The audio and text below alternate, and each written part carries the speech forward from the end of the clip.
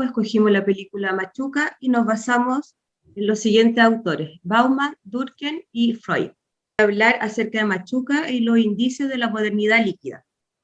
Bueno, en conformidad con lo solicitado y como punto de convergente entre modernidad líquida y Machuca, creo que es interesante de analizar el contexto histórico que se está viviendo en Chile en términos políticos, culturales y económicos, que dan cuenta de una transición abrupta desde lo que podríamos llamar modernidad a modernidad líquida.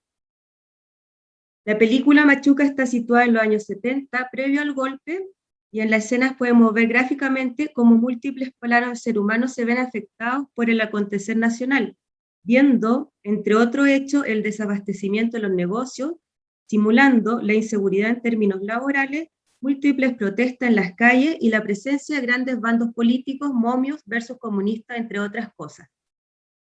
Dicho esto y considerando lo visto en clase, las dictaduras en Latinoamérica, la desestabilización provocada de manera intencional en Chile fue la antesala del final de muchos fenómenos propios de la modernidad, que podría ser el deseo y la búsqueda de la estabilidad laboral.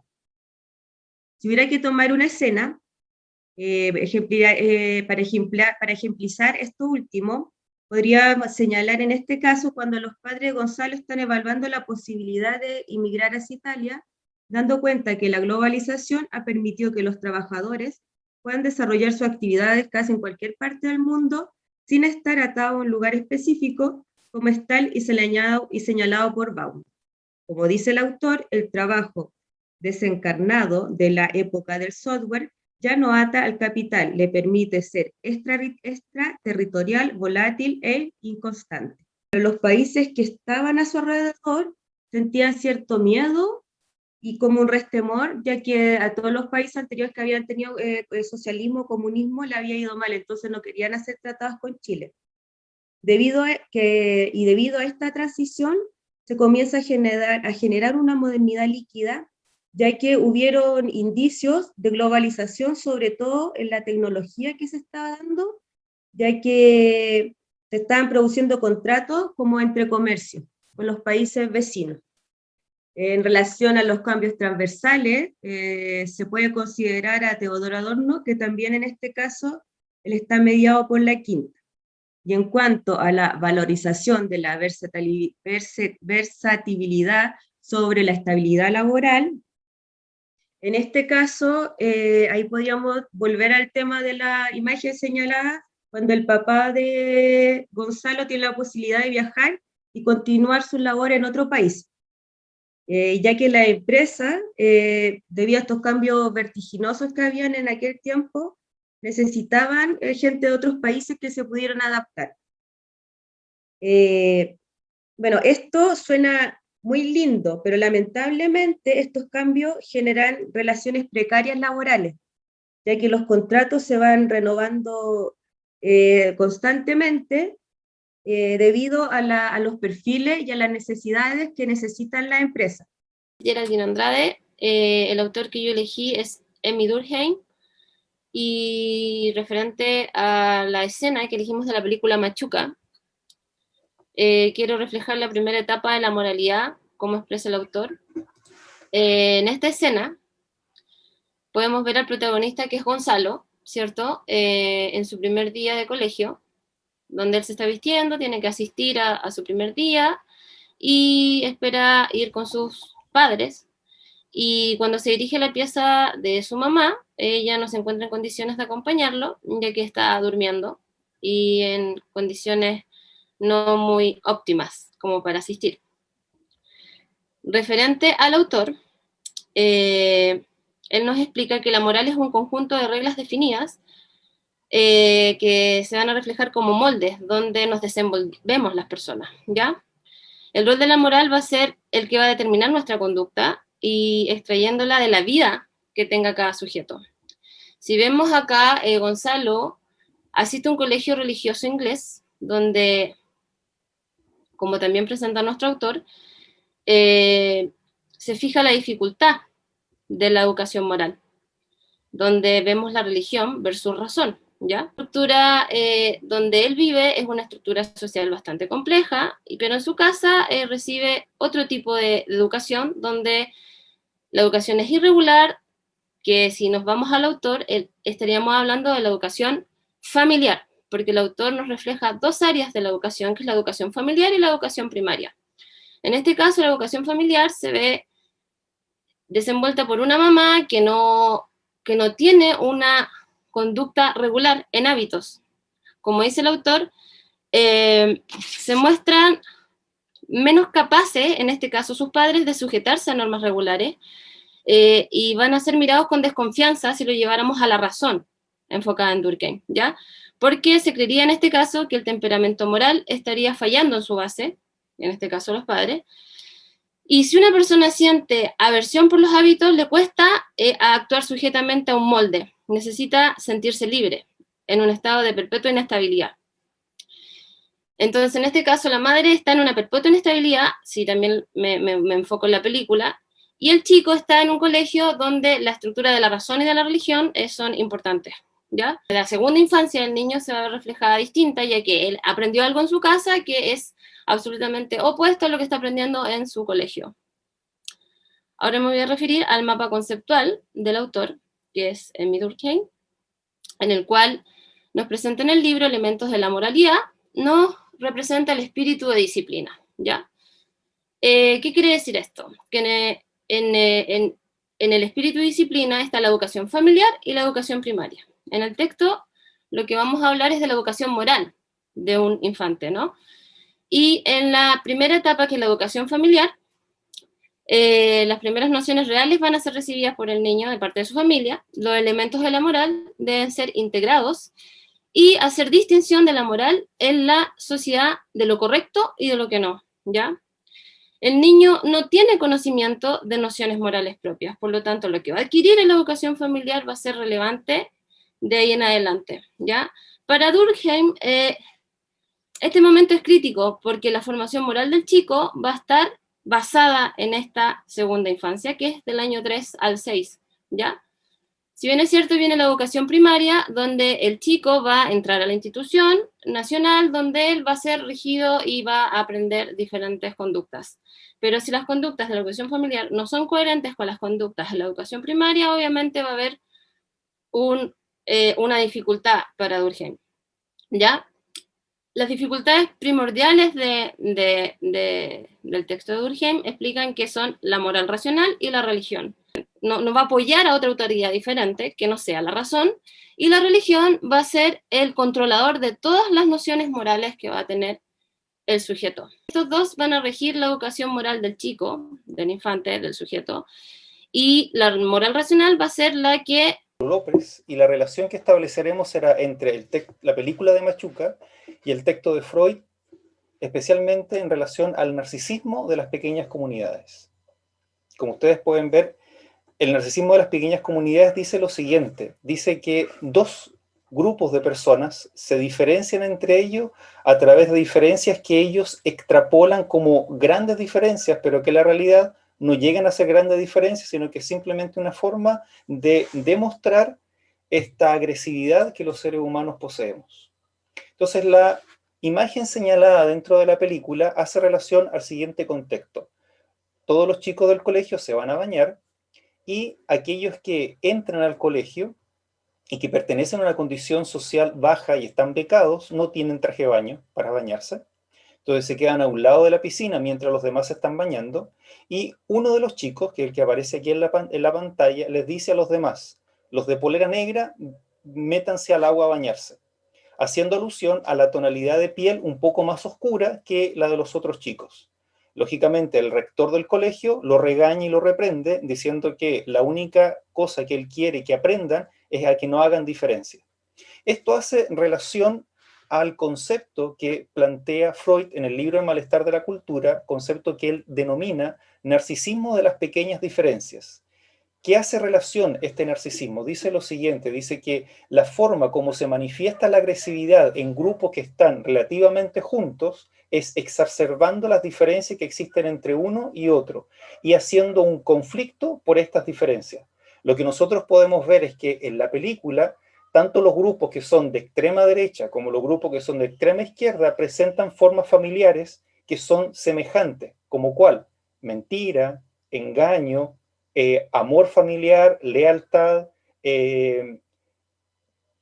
participación en la formación de los hijos, pero que ellos plantean que cada uno de estos elementos son bien realizados por el grupo, por ejemplo, de derecha, y mal realizados por el grupo de izquierda, o bien realizados por el grupo de izquierda y mal realizados por el grupo de derecha, como si fueran dos grupos sociales completamente distintos y que no tienen elementos comunes. Pero así como son agresivos los de derecha, también son agresivos los de izquierda. Así como comparten sus ideales como los mejores ideales los de derecha, también los comparten los mejores ideales como la gente de izquierda. Freud a este respecto dice lo siguiente, dice: es una forma, este narcisismo de las pequeñas diferencias, de satisfacer de forma más o menos inofensiva las tendencias agresivas, facilitando así la cohesión de estas comunidades. Y en vista de la naturaleza de los sueños de supremacía por parte de las comunidades, de ciertas comunidades registradas por la historia, declara comprensible Freud que los comunistas, por ejemplo, recurren a la persecución de la burguesía como apoyo psicológico, dando así un carácter subjetivo a sus ideologías de estos. Es decir, esta persecución que los comunistas hacen de la burguesía sería parte de, nuevamente, esta forma de narcisismo de las pequeñas diferencias, que hoy día también lo podemos ver acerca de cómo en Chile nosotros nos expresamos de los comunistas o cómo nos expresamos de los de extrema derecha, los que apoyan o no apoyan la Constitución, como si Chile pasara a ser una Chilezuela, o como si ganara los de derecha nosotros perdiéramos toda libertad y las ganancias sociales que hemos recuperado en nuestros últimos tiempos. En el primer capítulo, Freud se hace la siguiente pregunta: ¿cómo entender la experiencia religiosa? Entenderla como él lo declara como este sentimiento oceánico. Explica que esta experiencia religiosa nace de una necesidad infantil de amparo, explicada como una angustia o una nostalgia por el padre. Por lo tanto, la necesidad religiosa trataría de exponeros o ayudar a esta angustia existencial del niño. ¿Cómo lo explica culturalmente? Que sería todas las explicaciones rojas serían las explicaciones socioculturales. Dice lo siguiente: el niño diferencia el interior y el exterior a través del principio de displacer o el principio de realidad, en esta conformación de lo que él siente como agradable o no agradable. Tenemos que acordar que el malestar de la cultura, una pregunta también implícita en cada uno de los temas, es la pregunta por la felicidad. Entonces, en el principio de la vida psíquica, todo se conserva, desde lo primitivo y lo evolucionado, que van a ser una de las características fundamentales que Freud va a describir dentro del ambiente psíquico-cultural, que sería nuevamente lo que está en amarillo. En el capítulo 2, Freud se hace la pregunta sobre si la religión ayuda a conquistar la felicidad o a alejarse del dolor, que sería esta búsqueda del hombre. Freud vuelve a decir que sin la religión la vida estaría llena de neurosis y con calmantes o distractivos, pero la religión ayuda a apartarse del dolor o a alcanzar la felicidad por medio de este sentido de la realidad. La religión ayuda a dar un sentido de la realidad y a salir del infantilismo. ¿Cuáles serían estos calmantes que Freud plantea? Estos calmantes son los distractivos como la ciencia, otros calmantes son el arte y otros calmantes es la droga. Ahora, cuando nosotros hablamos de felicidad o alegría, nosotros tenemos que también remitirnos a este principio del placer que Freud describe. Y dice que el hombre desea ser feliz. ¿Y cómo nosotros alcanzamos esta felicidad? A través de dos elementos: o evitando el dolor o manteniendo estas sensaciones placenteras. La felicidad, ¿qué significa? Significa para Freud satisfacer las necesidades acumuladas con alta tensión en forma inmediata. Por lo tanto, cuando yo satisfago mis necesidades, yo estoy alcanzando la felicidad. Ahora, ¿qué se opone a esta felicidad? Las desgracias. ¿Y cuáles son estas desgracias? Las desgracias del cuerpo, del mundo o de la realidad. Ahora, desde el ámbito de la psicología, nosotros podemos decir con Freud lo siguiente. Que el hombre busca satisfacer esta necesidad. ¿Y cómo el hombre busca satisfacer esta necesidad, esta felicidad? En forma positiva, obteniendo placer, satisfaciendo las necesidades a través de la intoxicación por las drogas, desplazamiento del líbido, la imaginación o el amor. ¿Y cómo la resuelve en forma negativa? Con la impotencia de la felicidad, el aislamiento voluntario, la técnica del rechazo, el reemplazo, el delirio, el delirio colectivo, que sería otra manifestación de la religión. En el capítulo 3, Freud menciona qué es la cultura y cuáles serían estas características y desarrollo. Y dice simplemente que la cultura limita y oprime la felicidad. Felicidad entendida como la satisfacción de estas necesidades vitales del hombre. El cristianismo, por ejemplo, presenta el cielo. La colonización presenta como que la felicidad estaría mejor en un ambiente donde la cultura fuera más primitiva. Y la neurosis hace esta distinción entre la cultura como elemento que frustra la felicidad del hombre. ¿Cuáles serían las características de la cultura? Que protege al hombre contra la naturaleza y regula las relaciones entre los hombres. En cambio, los rasgos de la cultura serían todas las actividades que son bienes útiles para el hombre. La cultura también como rasgo hace que el hombre sea este Dios con prótesis que pueda hacer todo lo posible. Otro de los rasgos de la cultura sería esta característica de búsqueda de la belleza, del ideal de la higiene y del orden. Otra de las rasgos sería el valor de la ciencia y del arte, y otro es la regulación de las relaciones sociales, entendido que la cultura privilegia las relaciones entre todos. Otro elemento que es importante en esta característica de la cultura es que existe una lucha entre las libertades individuales y las determinaciones culturales. Desde la dimensión cultural y psicológica, la relación entre evolución cultural y la evolución del líbido individual se puede establecer una relación entre la fase anal o de higiene. Y, es decir, el niño, cuando regula su fase anal, tiene que ver con el orden, la estructura, la higiene, lo mismo que pasa en el desarrollo cultural. También se puede establecer una relación en la sublimación de los deseos que presenta tanto el individuo como la cultura, y la frustración, especialmente en relación con la renuncia a las satisfacciones instintuales en vista de privilegiar el bien de todos. En el capítulo 4, nosotros tenemos la pregunta acerca de cuál es el origen de la cultura en el hombre. Y el origen de la cultura se da por lo siguiente: el amor se presenta en el ser humano como una necesidad que está en contraposición con la formación de la sociedad. ¿Por qué? Porque en la medida en que las personas se juntan, la primera relación o estructura que se forma en esta unión de personas es la familia, y que tiene como fin ayudar al trabajo, a la protección, al sexo y al mantenimiento de la prole. La familia, en la medida que se unen, forman alianzas que se llaman fraternidades sociales. Y estas fraternidades de asociación, la idea fundamental de esta fraternidad ya no es solo trabajo, solo protección, solo sexo y la progenie, sino que es el poder a través de las leyes del tabú que después establecen los primeros reglamentos de la sociedad. Ahora, estas alianzas establecen relaciones en relación con el trabajo como fuente de necesidad externa y el amor, que se hace una diferencia entre el amor entre hombre y mujer, que tiene relación de sexo y progenie, y el amor entre la prole, que sería el amor que se establece, como lo dice bien la presentación, un amor inhibido, que se da entre el hombre y la mujer como amor sexual, y el amor inhibido, que sería el amor entre un hombre y un hombre, o un hombre y una mujer, o un hombre o una mujer y una mujer, pero como un amor solamente desde la categoría de la amistad, sin este nexo con la sexualidad. Por lo tanto, cuando nosotros decimos cuál es el origen de la cultura tiene como fin restringir y oponerse a la vida sexual, a la satisfacción de este instinto sexual, en vista de fomentar el trabajo como bien común. Y este es el gran malestar de la cultura. ¿Por qué? Porque la cultura pone límite y freno al hombre, a esta felicidad que él desea conquistar. En el capítulo 5, nosotros vemos cómo la sociedad oprime a la cultura. Cómo la sociedad, la pregunta es, ¿cómo logra la unidad de la sociedad? La sociedad oprime al hombre en la cultura. ¿Por qué? Porque la cultura trata de proteger la relación entre muchos.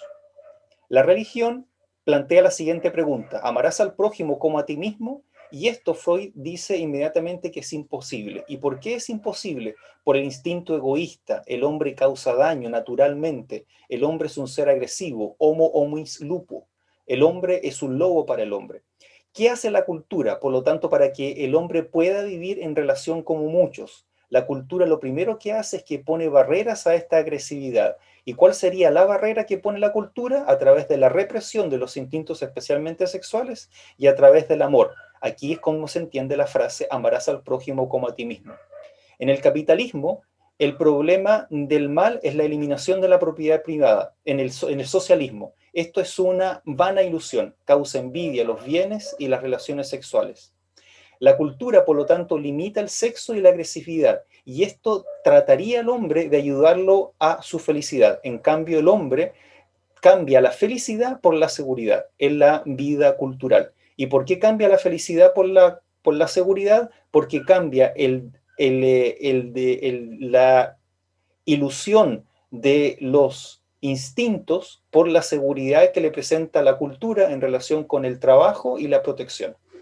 En el capítulo 6 está el estadio actual del psicoanálisis, donde Freud lo que realiza es una definición de cada uno de los elementos importantes del psicoanálisis. ¿Cuál es el elemento central aquí? Que la cultura sirve al eros, como elemento de construcción y de unidad. Y el Thanos se opone siempre a la cultura, es decir, el principio de vida se opone al principio de muerte. ¿Y por qué el Thanos se opone a la cultura? Porque la cultura, en este Thanos como principio de muerte, estarían todas las pulsiones agresivas. Y esta lucha entre las pulsiones de vida y las pulsiones de muerte se daría como una lucha entre titanes. En el capítulo 7, la cultura se establece como una relación versus el instinto de autodestrucción. ¿Cómo nosotros representamos esta lucha entre la cultura y el instinto de autodestrucción? El sentimiento de culpa nace en el complejo de Edipo, al verse asesinado al padre por la coalición de hermanos. Por lo tanto, el odio al padre se mata al padre, y por amor, es decir, este principio de tánatos y eros, el amor, el padre se deifica en una etapa posterior, cuando se encuentra ya el tabú entre los hermanos, y es el super yo el que provoca el castigo y reprime. Y como el super yo castiga y reprime a toda la sociedad por medio de la ley. Y en el capítulo 8 nosotros tenemos los conceptos importantes del psicoanálisis, el concepto de superyo, el concepto de conciencia y el concepto de culpa, que aparece cuando el yo entra en tensión con la exigencia de la conciencia. La relación entre evolución cultural y la evolución, es decir, la evolución libidinal del individuo, que este es un elemento muy importante que establece Freud, es decir, una relación entre cómo la cultura evoluciona y cómo el individuo relaciona, se da entre la lucha del eros y el tánatos. Es decir, tanto en la cultura como en la persona hay una lucha entre el eros y el tánatos, como lucha entre la felicidad individual, placer y sexual, y la creación de comunidad, ley y represión. Por lo tanto, el superyo tendría un elemento importante en esta definición, como figuras, por ejemplo, santa o excelsa, o ejemplo o castigo, angustia de la conciencia, por los rígidos ideales no alcanzados o estos ideales deseados alcanzar, donde la cultura presenta un parámetro de máxima cultura que los hombres nunca alcanzan. Ese máximo de cultura sería este superyo, que sigue castigando a los individuos dentro de la cultura a través de la ley y la represión, y no deja que el individuo sea feliz individualmente a través de la apertura al placer y al deseo sexual. Como conclusión final, simplemente queremos destacar la importancia de la psicología en la sociedad, porque la psicología, como ciencia humana, necesita de la sociedad. ¿Y por qué necesita de la sociedad? Porque a la medida en que nosotros vamos conociendo al hombre, vamos también creciendo en el conocimiento de la psicología. Y en la medida que vamos creciendo en el conocimiento de la psicología, podemos ayudar a este hombre situado en un elemento particular de la sociología y de la cultura que va creando.